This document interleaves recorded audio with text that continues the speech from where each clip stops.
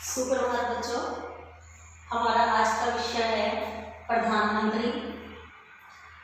हमारे देश में संसदीय शासन प्रणाली होने के कारण देश का जो कार्यपालिका है, वास्तविक कार्यपालिका, वो प्रधानमंत्री को कहा जाता है और नाम मात्र की कार्यपालिका राष्ट्रपति को कहा जाता है। जबकि देश का शासन राष्ट्रपति के नाम पर चलाया जाता है। अनुच्छेद 74 में ये व्यवस्था की गई है कि देश का शासन राष्ट्रपति के नाम पर चलाया जाएगा और उसके कारणों से सलाह देने के लिए मंत्रिपरिषद होगी, जिसका मुखिया प्रधानमंत्री होगा। और राष्ट्रपति प्रधानमंत्री के कहने के बाद ही देश के शासन में महत्वपूर्ण भूमिका निभाए।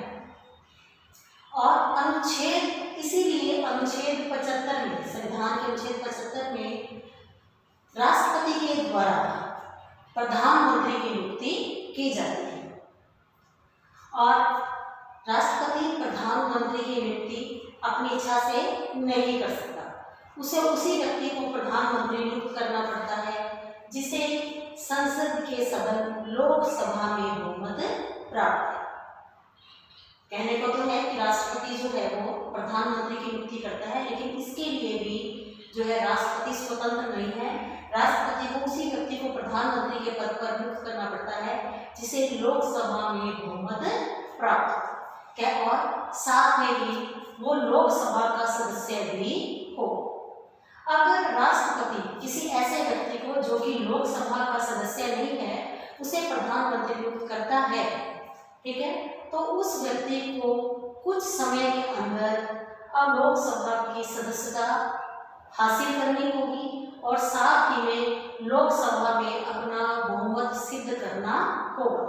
और ऐसी परिस्थिति जब उत्पन्न होती है जब किसी भी दल को या किसी भी व्यक्ति को लोकसभा में बहुमत प्राप्त ना हो, ठीक है, तो राष्ट्रपति प्रधानमंत्री की नियुक्ति लोकसभा में बहुमत प्राप्त व्यक्ति को ही जो है इस पद पर नियुक्त करता है। उसके बाद है प्रधानमंत्री बनने के लिए योग्यताएं कौन कौन सी होनी चाहिए। सबसे पहली योग्यता है उसकी आयु 35 वर्ष हो और जैसा कि मैंने बताया वो संसद के किसी भी सदन का सदस्य होना चाहिए। अगर कोई ऐसा व्यक्ति जो प्रधानमंत्री बन जाता है और सदन का सदस्य नहीं है, उसे बाद में सदन की सदस्यता जो है हासिल करनी होगी। उसके बाद है अवधि। कहने के लिए तो जो प्रधानमंत्री है उसका कार्यकाल संविधान में 5 वर्ष निश्चित किया गया है, पर वास्तविकता क्या है, वो व्यक्ति जो प्रधानमंत्री है वो जब तक उसे लोकसभा में बहुमत प्राप्त है वो अपने पद पर बना रह सकता है। यदि कोई प्रधानमंत्री लोकसभा में अपना बहुमत खो देता है तो उसे अपने पद से त्याग पत्र देना पड़ता है। उसके बाद है वेतन और भत्ते। प्रधानमंत्री को समय समय पर देश की आर्थिक परिस्थिति के साथ, जैसे भी हमारे देश की आर्थिक परिस्थिति है उसके हिसाब से उसके वेतन और भत्ते समय समय पर जो है निश्चित किए जाते हैं। वैसे वर्तमान परिस्थितियों में और जो है प्रधानमंत्री को 75,000 रुपये वेतन, कुछ उसकी मासिक पेंशन, साथ में उसे एक सुरक्षित भवन दिया जाता है और इसके अलावा उसे और बहुत सारे जो है भत्ते दिए जाते हैं। अब है प्रधानमंत्री जो कि देश की वास्तविक कार्यपालिका है, जो कि अपनी मंत्रिपरिषद का मुखिया होता है। देश का सारा शासन जो है प्रधानमंत्री के कहने के अनुसार चलाया जाता है। प्रधानमंत्री वो पूरे देश के लिए कौन कौन से कार्य करता है। सबसे पहला कार्य है मंत्रिपरिषद का निर्माण। प्रधानमंत्री खुद की नियुक्ति होने के बाद सबसे पहले प्रधानमंत्री अपनी मंत्रिपरिषद का निर्माण करता है। प्रधानमंत्री हमने पढ़ा था राष्ट्रपति वाले लेसन में कि मंत्रिपरिषद का निर्माण राष्ट्रपति करता है, लेकिन सच्चाई क्या है, राष्ट्रपति मंत्रिपरिषद का निर्माण प्रधानमंत्री जो सूची मंत्रियों की तैयार करके राष्ट्रपति को देता है मंत्री परिषद के लिए, उन्हीं मंत्रियों को मंत्रिपरिषद में शामिल करता है। प्रधानमंत्री जो उसके दल के बहुमत प्राप्त नेता है अपने जो लोकसभा में, उसे जो मंत्री लगता है कि उसकी मंत्री परिषद में शामिल होना चाहिए, उसकी एक सूची बनाकर राष्ट्रपति को देकर मंत्री परिषद का निर्माण करवाता है।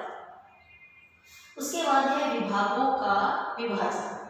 हमारे देश में शासन को सुचारू रूप से चलाने के लिए पूरी शासन व्यवस्था को विभागों में बांटा गया। तो प्रधानमंत्री मंत्री परिषद का निर्माण करने के बाद कुछ मंत्रियों को, उन्हें जो सा मंत्री जिस विभाग के योग्य समझता है उसे उस विभाग का उत्तराधिकारी बनाता है और वो मंत्री उस विभाग का राजनीतिक अध्यक्ष कहलाता है। कई बार प्रधानमंत्री मंत्रियों की योग्यताओं को देखते हुए भी उनके बीच में विभागों का बंटवारा करता है और कई बार प्रधानमंत्री मंत्रियों की इच्छाओं को ध्यान में रखकर भी विभागों का बंटवारा करता है। वो ये ध्यान रखता है कि विभागों मंत्रियों की योग्यताओं के अनुसार जो है विभागों का विभाजन किया जाए और फिर उस मंत्री को उस विभाग के प्रति जो है पूरी तरह से उसके कार्यों के लिए उत्तरदायी ठहराता है। अगला कार्य है मंत्री परिषद का नेता। प्रधानमंत्री अपनी मंत्री परिषद का नेता होता है और मंत्री परिषद का नेता होने के कारण सभी महत्वपूर्ण जो मामले हैं, जितने महत्वपूर्ण फैसले हैं, वो प्रधानमंत्री के द्वारा लिए जाते हैं। प्रधानमंत्री मंत्री परिषद का नेता होता है क्योंकि उन्हीं के द्वारा प्रधानमंत्री को, मंत्री परिषद के मंत्रियों के द्वारा ही प्रधानमंत्री को बहुमत से अपना नेता घोषित किया जाता है। सारे बैठक मंत्री परिषद की सारी प्रधानमंत्री लेता है। जितनी भी बैठकों में जो आर्थिक अंतिम निर्णय होता है वो प्रधानमंत्री का होता है। और अगर कोई मंत्री प्रधानमंत्री के निर्णय से सहमत ना हो तो प्रधानमंत्री उसे त्याग पत्र देने के लिए कह सकता है। मंत्री परिषद की बैठकें भी जो है की अध्यक्षता भी प्रधानमंत्री के द्वारा की जाती है। अगला कार्य है राष्ट्रपति और मंत्रिमंडल के बीच की कड़ी। प्रधानमंत्री राष्ट्रपति और मंत्रिमंडल के बीच एक कड़ी का कार्य करता है। अगर मंत्रिमंडल के किसी मंत्री को राष्ट्रपति से मिलना हो तो वो प्रधानमंत्री की स्वीकृति से ही राष्ट्रपति से मिल सकता है। और यदि राष्ट्रपति को मंत्रिमंडल से देश के किसी भी विषय पर, किसी मामले पर कोई जानकारी हासिल करनी हो, कोई आंकड़े चाहिए, तो वो प्रधानमंत्री के द्वारा ही मंत्रिमंडल से कोई भी सलाह या आंकड़े ले सकता है। अगला कार्य है राष्ट्रपति का सलाह। कहने को तो हमारे देश का शासन राष्ट्रपति के नाम पर चलाया जाता है, ठीक है, और लेकिन अभी हमने पढ़ा है अनुच्छेद 74 में ये व्यवस्था की गई है कि राष्ट्रपति को उसके कार्यों में सलाह देने के लिए मंत्री परिषद होगी जिसका मुखिया प्रधानमंत्री होगा। तो प्रधानमंत्री राष्ट्रपति को देश के शासन को चलाने के लिए हर प्रकार की सलाह देता है। राष्ट्रपति प्रधानमंत्री की सलाह मानने के लिए जो है बाध्य नहीं है, लेकिन जब राष्ट्रपति प्रधानमंत्री जो वो कहने का है कि राष्ट्रपति किसी भी विषय पर वापिस पुनर्विचार के लिए वो विषय प्रधानमंत्री के पास भेज सकता है। लेकिन यदि प्रधानमंत्री उस विषय पर पुनर्विचार करके फिर से राष्ट्रपति को लिखित रूप में कोई अनाउंसमेंट करने के लिए कहता है तो राष्ट्रपति को वो निर्णय मानना पड़ता है। यानी कि प्रधानमंत्री राष्ट्रपति को देश को चलाने के लिए हर जरूरी सूचना, हर जरूरी सलाह देता है और राष्ट्रपति को उसकी सलाह माननी पड़ती है।